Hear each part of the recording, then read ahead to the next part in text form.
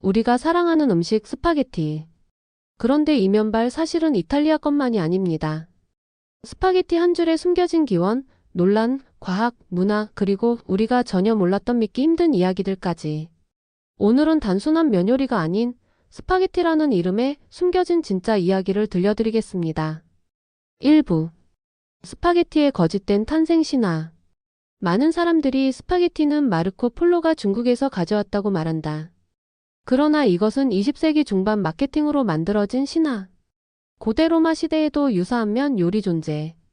아랍의 영향으로 시칠리아의 건조면 요리 전파됨. 진실. 이탈리아보다 먼저 면을 체계적으로 만든 것은 아랍인들. 재미있는 사실. 이탈리아 남부에서는 한때 스파게티를 손으로 먹었다. 2부. 스파게티? 파스타? 이름부터 혼란이다. 파스타는 모든 이탈리아 면 요리의 총칭. 스파게티는 파스타의 한 종류일 뿐. 이탈리아에서는 모양, 굵기, 길이에 따라 수백 가지 파스타 이름 존재. 예. 스파게티, 링기니, 페투치니, 부카티니, 카펠리니. 왜 이렇게 세분화되었을까? 지역의 풍토, 물, 소스에 따른 최적화된 형태를 가진 진화. 이탈리아 사람들 기준. 파스타 모양에 따라 쓰는 소스도 정해져 있다. 3부. 스파게티와 포크의 문화 충돌. 16세기 이전엔 포크 없이 손으로 면을 먹음. 스파게티는 길고 미끄러워 포크가 없으면 먹기 불편함. 실제로 나폴리 사람들은 한 손으로 돌돌 말아먹는 독특한 방식 사용. 유럽에서는 스파게티는 천박한 음식으로 여겨지기도. 미국의 이민자 시대에 스파게티는 빈민층의 음식으로 분류됨. 4부. 미국이 만든 가짜 스파게티. 우리가 알고 있는 미트볼 스파게티는 이탈리아에는 없다. 이탈리아 전통에는 미트볼을 스파게티와 섞지 않음. 미국에서 이민자들이 값싼 고기로 만든 미트볼을 토마토 소스에 섞으며 탄생. 이는 오히려 미국 대중음식의 상징으로 발전. 즉, 우리가 즐기는 스파게티는 이탈리아보다 미국식이다. 5부. 면에 숨겨진 과학. 왜 스파게티는 알덴테로? 알덴테는 이를 이용해서 씹는 정도라는 의미. 이유는 단순한 취향이 아닌 소화와 혈당 조절 때문. 오래 익힌 면은 GI 지수 올림. 혈당 급상승. 덜 익힌 면은 더 천천히 소화되어 건강에 유리. 분자 구조로 보면 덜 익힌 면은 전분이 완전히 풀리지 않아 포만감 지속. 물 온도, 소금 농도, 삶는 시간에 따라 맛이 달라지는 정밀한 요리과학. 6부. 파스타 대 라면. 동양과 서양 면 요리의 대결. 스파게티와 라면은 공통점 많음. 밀가루, 소금, 물 가공. 차이점은 삶는 방식과 소스 사용. 라면. 국물 위주 고온 단시간 조리. 스파게티. 면의 결을 살리고 소스 흡착을 고려한 요리. 일본, 한국의 파스타 진화. 김치 파스타, 명란 파스타 등 퓨전의 극치. 면 요리는 국적불문 진화형 음식이다. 7부. 스파게티의 철학. 왜 사람들은 이 음식에 중독되는가? 스파게티는 단순한 면 요리가 아닌 기억의 음식. 소스와 면을 비비는 동작. 어릴 때부터 익숙한 돌돌 말기의 리듬. 탄수화물, 지방, 단백질의 이상적 조화. 뇌에서 보상 회로 활성화. 그래서 다이어트를 해도 스파게티는 끊기 힘든 음식 중 하나. 당신이 오늘 점심에 먹은 스파게티. 그 한 젓가락은 수천 년의 문명, 문화, 논쟁, 과학, 그리고 당신의 기억이 섞인 결과입니다. 다음에 스파게티를 먹을 땐 한 번쯤 생각해 보세요. 이 면이 단순한 면이 아니었구나 하고요. 사람의 말을 따라하는 새 앵무새.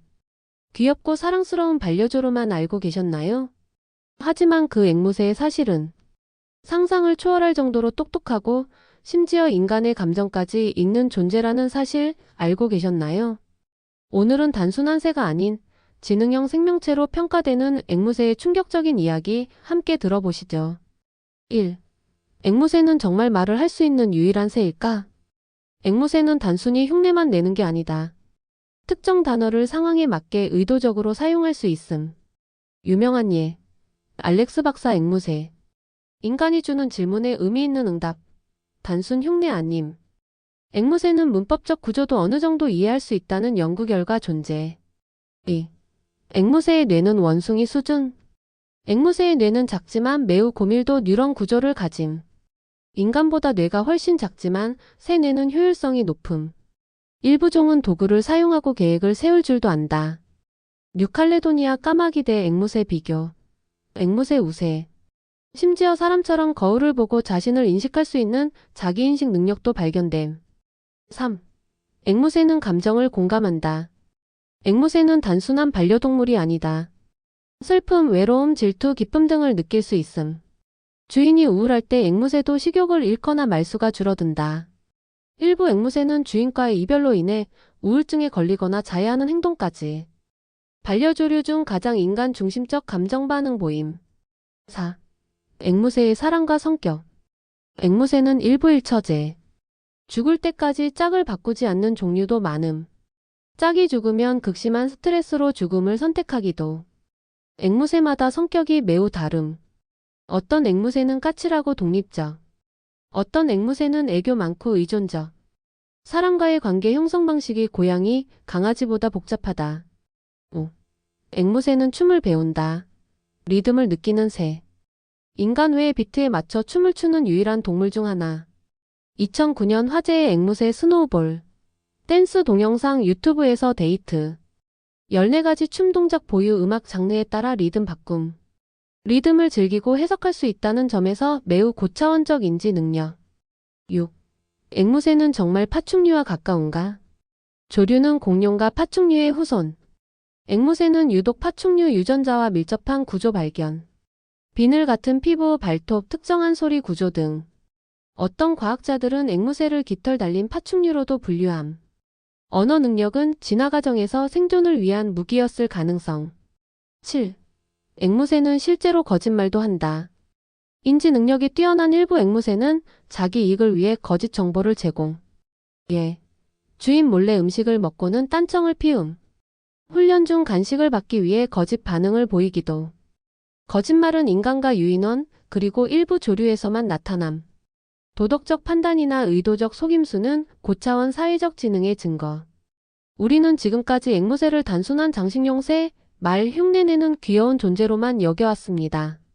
하지만 그들은 사람의 감정을 이해하고 거짓말을 하며 춤을 추고 때로는 슬퍼하기도 하는 지구의 또 다른 지능형 존재일지도 모릅니다. 앵무새는 새가 아니라 우리와 공존하는 다른 형태의 사람일지도요. 역사책에는 등장하지 않는 제국들이 있습니다. 유적만 남기고 사라진 왕국들, 지도에서 흔적도 없이 지워진 그 문명들. 오늘은 잊힌 고대 왕국들을 추적하며 왜 이토록 강력했던 국가들이 흔적도 없이 사라졌는지, 그리고 그 안에 숨겨진 미스터리를 파헤쳐 보겠습니다. 지금부터 시작합니다. 1. 우르크. 최초의 도시 왜 무너졌는가? 메소포타미아의 우르크. 세계 최초의 도시국가.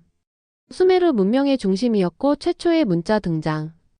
기원전 3000년경 황금기. 2100년경 돌연 쇠퇴. 미스터리. 지진도 없고 전쟁 기록도 없음. 가설. 하류 지역의 염도 상승. 농업 몰락. 문명 붕괴는 인간의 무분별한 관계 때문일 수도? 2. 히타이트 제국. 철을 지배한 제국의 갑작스러운 종말. 터키 지역을 중심으로 성장한 고대 제국. 철기를 사용한 최초의 제국 바빌론과의 전쟁에서 승리. 그러나 기원전 1200년경 돌연 소멸. 역사서에 불로 뒤덮인 도성이라는 기록만 남음. 미스터리한 해양민족의 습격이 가설로 제시됨. 문제는 해양민족 자체가 누구였는지 아무도 모름. 3. 엘람 왕국. 페르시아 이전의 그늘 속 제국. 지금의 이란 남부 수사를 수도로 삼은 왕국. 기원전 2700년부터 존속한 강국이었지만 대중에겐 낯선 이름. 바빌로니아, 아시리아 등과 경쟁했지만 대부분 기록은 타국에 의존. 자국 언어는 아직도 완벽 해독되지 않음. 사라진 이유도 불명확. 내부 붕괴. 페르시아 흡수. 대기근. 4. 무엔다 왕국. 사하라 이남의 철기 문명 미스터리. 아프리카 콩고 분지 근처에 존재했던 철기 중심 왕국. 9세기에서 15세기까지 번성했으나 구전만 남고 기록 없음. 고도로 발달된 제철 기술. 유럽보다 앞섰다는 주장도. 무너진 이유는 아직도 미지수. 학자들은 유럽 식민주의 전 이전에 이미 붕괴한 흑역사라고 분석. 질문. 누가 왜 그들을 지웠는가? 5. 타사일리 왕국. 사하라 사막의 그림 제국. 아프리카 알제리의 타사일리 산맥. 거대한 벽화 유적 존재. 기원전 6000년경부터 4000년까지 존재한 것으로 추정. 벽화에는 이상한 인간형 생물, 헬멧, 원반형 물체까지 묘사됨. 일부는 고대 우주인 접촉설 제시. 왜 사하라에 대형 예술 문명이 생겼고 어떻게 사라졌나? 6. 쇼라파르 왕국. 인도 서부의 2층 제국. 인더스 문명과는 별개로 성장한 서부인도 지역 왕국. 최근 발굴된 도시 유적은 계획 도시의 형태. 하지만 왕 이름, 전쟁 기록, 종교 의례 등은 모두 미상. 누가 이 왕국을 세웠고 왜 떠났는가? 라는 의문만 남음. 인도 정부도 조사 중단. 지역 신화만 전해짐. 7. 아마존에 숨겨진 왕국들. 밀림 아래 묻힌 도시들. 정글 위성 탐사로 드러난 대규모 토목 구조들. 완벽한 격자형 도로 도시 설계의 흔적. 전통적으로 아마존은 문명에 적합하지 않다는 편견 깨짐. 잉카 이전에도 복합 도시 왕국 존재했을 가능성. 문제는 열대우림 속 유기물 보존이 어렵고 연구가 지체됨. 우리가 학교에서 배운 역사는 빙산의 일각일 뿐입니다. 어떤 왕국은 침략으로, 어떤 왕국은 환경 변화로, 그리고 어떤 왕국은 역사 속에서 의도적으로 지어졌습니다. 사라진 왕국들. 그 자리에 남은 것은 모래와 돌이 아니라 인류의 집단 기억 속에 남은 풀리지 않는 미스터리입니다. 종이접기 그냥 어린이 놀이라고 생각하시나요? 하지만 알고 보면 이 단순한 행위 속엔 놀라운 집중력 향상, 정서 회복, 공간 감각 향상, 창의력 폭발의 비밀이 숨어 있습니다. 오늘은 종이 한 장이 어떻게 당신의 일상을 바꾸는지, 그리고 누구도 알려주지 않았던 종이접기 꿀팁을 알려드릴게요. 1. 종이접기 뇌를 재편집하다. 종이접기. 뇌의 시각, 운동 통합 영역 자극. 치매 예방, ADHD 증상 완화에 실제로 쓰이는 비약물 요법. 하루 10분 종이접기만으로 전두엽 활성화. 종이접기는 일종의 뇌 근력 운동이다. 2. 단순한 접기. 아니, 손의 명상이다. 명상 못하는 사람도 종이접기하며 자연스레 몰입 가능. 손을 움직이며 머리를 비우는 활동. 실제로 미국 정신과 병원에서도 종이접기를 스트레스 요법으로 도입. 불면증 환자 중 종이접기 후 수면 패턴이 개선된 사례도. 3. 종이접기로 생산성 높이는 방법. 집중이 안 될 때 2분짜리 종이접기로 리셋. 작업 전 루틴으로 종이접기를 하면 뇌가 작업 모드로 전환. 포모도로 타이머와 종이접기 함께 쓰기. 강력 추천. 접는 과정에서 잠재의식 정리. 아이디어 폭발. 4. 종이접기로 시간 관리까지 한다고? 종이접기로 시간 블록링 카드 만들기. 예. 접은 종이의 업무 블록별 색 구분.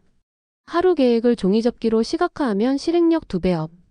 한 번 접은 건 손이 기억한다. 행동 유도에 효과적. 5. 아이에게만 좋은 게 아니다. 어른에게도 치유 효과. 감정 정리가 어려울 때 종이접기 활용.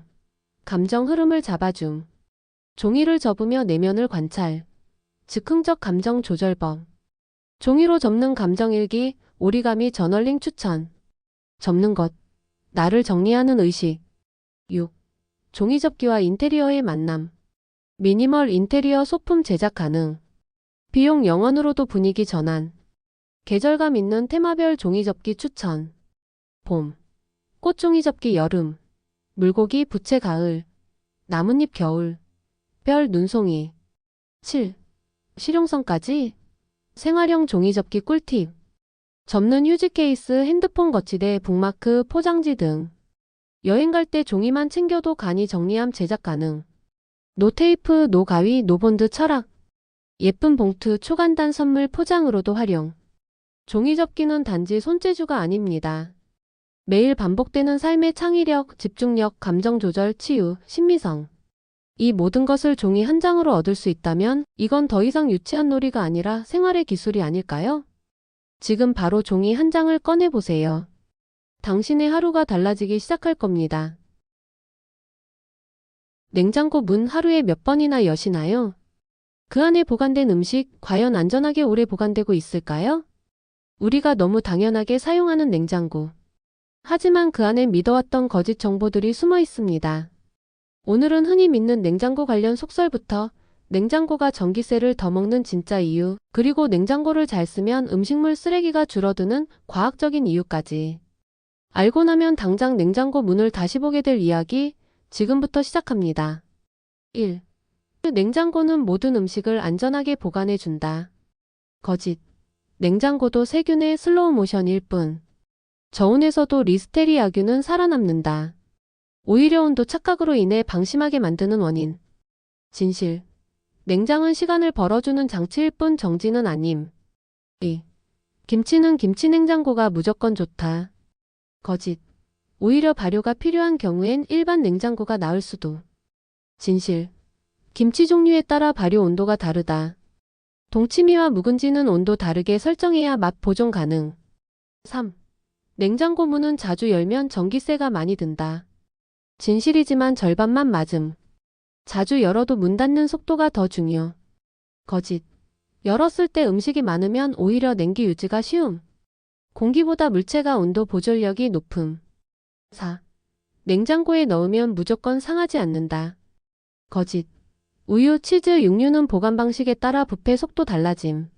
치즈는 밀봉보다 숨 쉴 틈을 줘야 한다. 밀봉하면 곰팡이 폭발 가능. 5. 냉장고 맨 윗칸이 제일 차갑다. 일부는 맞지만 냉장고 구조에 따라 다름. 서랍형 냉장고는 윗칸보다 중간이 더 차가운 경우도 많음. 실측 온도 차이. 맨 아래대 중간대 윗칸. 최대 5도 차이. 6. 냄새는 칸막이로 막을 수 있다. 거짓. 냄새는 기체 상태라 순환 팬통에 다 퍼진다. 진실. 냉장고 속 냄새를 없애려면 수지나 커피 찌꺼기가 더 효과적. 식초는 일시적 효과만. 7. 냉장고는 전기 먹는 하마다. 반은 거짓. 최근 냉장고는 인버터 기술로 소비 전력 감소. 진실. 속을 비운 냉장고. 잦은 문 개폐가 전력 폭증 주범. 8. 유통기한 지나면 냉장고 안에 있어도 폐기해야 한다. 거짓. 유통기한은 판매기한, 소비기한이 더 중요. 진실. 냉장고 보관 시엔 눈, 코, 입 감별법이 더 정확할 수 있음. 9. 고기, 생선은 랩 씌워서 냉장하면 오래간다. 거짓. 랩 속 수분 응축으로 오히려 부패 촉진. 진실. 키친타월. 공기 차단이 정답. 10. 냉장고는 고장이 나면 바로 알 수 있다. 거짓. 내부 온도는 정상처럼 보여도 팬이나 센서 고장 가능. 진실. 이상음, 냉기 손실, 성해 발생 위치로 점검해야 함. 11. 냉장고는 음식 말고는 넣으면 안 된다. 거짓. 화장품, 약품, 심지어 배터리도 보관 가능. 진실. 단, 습도와 온도 차로 인해 일부는 손상 위험 있음. 마스크팩은 괜찮지만 립스틱은 X. 12. 냉장고 온도는 중간이 무조건 최적이다. 거짓. 계절, 식품 종류, 보관량에 따라 달라야 한다. 진실. 여름엔 2도에서 3도. 겨울엔 4도. 문 자주 열면 1도. 냉장고는 멈춤의 도구가 아니라 시간을 조절하는 도구입니다. 무조건 시원하게, 무조건 꽉 채워서, 무조건 오래 두는 게 아니라 음식의 성질에 맞게 조절하고 공간을 효율적으로 사용하는 것. 그게 바로 냉장고를 잘 쓰는 진짜 방법이죠. 오늘부터라도 냉장고를 그냥 가전제품이 아닌 살림 파트너로 대하는 건 어떨까요? 생활이 훨씬 달라질지도 모릅니다. 다음에도 여러분의 일상에 숨어있는 진실과 거짓, 재미있고 알차게 알려드릴게요. 상하이, 이 이름 어디서 많이 들어봤죠? 중국 최대의 도시이자 세계 경제의 심장부. 하지만 그 이름, 단순히 지리적인 위치에서 유래한 게 아니라는 사실 알고 계셨나요? 상은 위, 해는 바다. 그럼 상하이는 그냥 바다 위라는 뜻일까요? 그렇게 단순한 이야기가 아닙니다. 오늘은 2000년의 역사를 따라가며 상하이라는 이름에 숨겨진 진짜 이야기를 풀어보겠습니다. 상하이는 왜 그렇게 불리게 되었을까요? 그리고 왜 상하이는 중국에서 가장 특별한 도시로 성장했을까요? 1. 상하이의 현재와 이미지. GDP 세계 상위권, 인구 2,500만 명 이상. 세계 도시 브랜드. 속도, 자본, 현대. 이름은 매우 고전적인 느낌인데 도시 이미지는 매우 현대적이라는 괴리. 2. 최초 기록된 상해라는 이름. 상해라는 이름은 송나라 시절 문헌에 처음 등장. 그러나 그 전부터 후둥이라는 명칭이 쓰였음. 상해는 단지 행정구역이 아니라 지역적 지칭어로 먼저 시작됨. 3. 상과 해의 진짜 의미. 일반 해석. 상은 위쪽, 해는 바다. 바다 위쪽. 그러나 당시 지리 기준으로는 바다 위쪽이라는 개념이 성립되지 않음. 실제 상은 물길을 따라 상류 방향을 의미. 해는 단순한 대양이 아니라 하구 또는 호수, 늪 같은 수역일 가능성.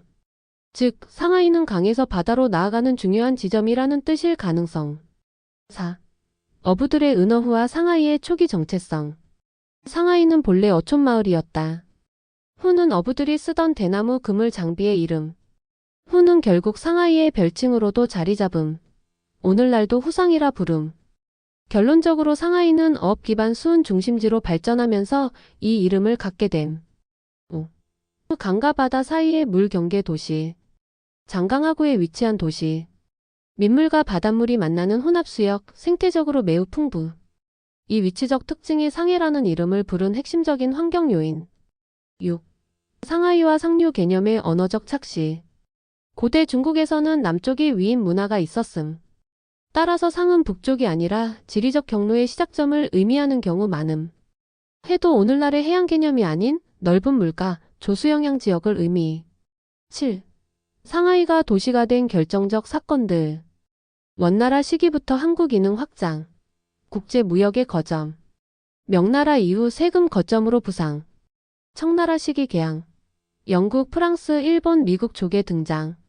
도시화 이전에도 상하이라는 이름은 지역 경제의 이름으로 퍼져 있었음. 8. 상해의 이름이 가지는 정치적 함의. 상은 오르다, 통치하다라는 권력적 상징도 존재. 개항 이후 상하이는 중국 내에서 외세와 가장 먼저 부딪힌 도시. 그래서 상하이라는 이름은 단순한 위치보다 역사적 기억을 담음. 9. 이름의 문화적 확장. 상하이는 지명 자체가 브랜드가 된 도시 중 하나. 예. 상하이 요리, 상하이탕, 상하이 스타일. 상하이라는 단어가 가지는 속도, 세련됨, 변화의 이미지는 후대에 더 씌워진 것. 하지만 그 뿌리는 철저히 전통적인 물 문화, 어업 문화임. 상하이 이 두 글자는 단순한 지명이 아닙니다. 수천 년 동안 바다와 강, 사람과 물고기, 무역과 전쟁이 뒤얽힌 거대한 서사의 축약어죠. 바다 위가 아니라 바다로 가는 문 앞에 서 있는 도시, 그리고 지금도 세계를 향해 물결을 열고 있는 곳. 이제 여러분은 상하이라는 말을 들었을 때 단지 빌딩 숲이 아니라 그 안에 흐르는 오래된 물과 이야기들을 떠올리게 되실 겁니다. 다음 시간엔 또 다른 도시의 흥미로운 이름 이야기로 찾아올게요. 도움이 되셨다면 구독과 좋아요, 알림 설정도 잊지 마세요.